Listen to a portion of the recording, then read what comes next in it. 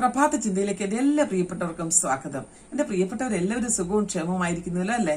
ലൂക്കോസിന്റെ സുവിശേഷം 1-ാം അധ്യായം 38-ാം വാക്യത്തിൽ ഇങ്ങനെ പറയുന്നു, ഇതാ ഞാൻ കർത്താവിന്റെ ദാസി, അങ്ങയുടെ ഇഷ്ടം പോലെ ഭവിക്കട്ടെ. പ്രിയപ്പെട്ടവരെ, ഇത് കർത്താവിന്റെ അമ്മ മറിയയുടെ സമർപ്പണം വളരെ അപമാനമുണ്ടാക്കുന്ന ഒരു വിഷയത്തിനു വേണ്ടിയായിരുന്നു.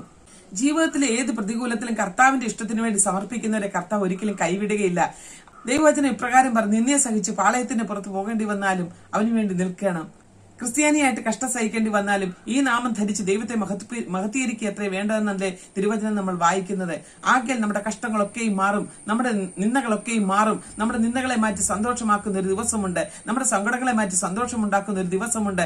ആകയാൽ ദൈവസന്നിധി സമർപ്പണത്തോടുകൂടി ഒരു മറിയെ പോലെ നമുക്ക് സമർപ്പിച്ചു കൊടുക്കാം. അപമാനം മനുഷ്യരുടെ മുൻപാകെ മാത്രമേ ഉള്ളൂ, ദൈവം അതിനെ അഭിമാനമാക്കി മാറ്റുന്ന ദിവസങ്ങൾ നമ്മുടെ മുൻപിലുണ്ട് എന്ന് വിശ്വസിച്ചുകൊണ്ട് ഈ പ്രഭാതത്തിൽ ദൈവസന്നിധി സമർപ്പണമുള്ളവരായി മാറാം. ദൈവം വചനങ്ങളാൽ നമ്മെ സഹായിക്കുമാറാകട്ടെ. ആമേൻ.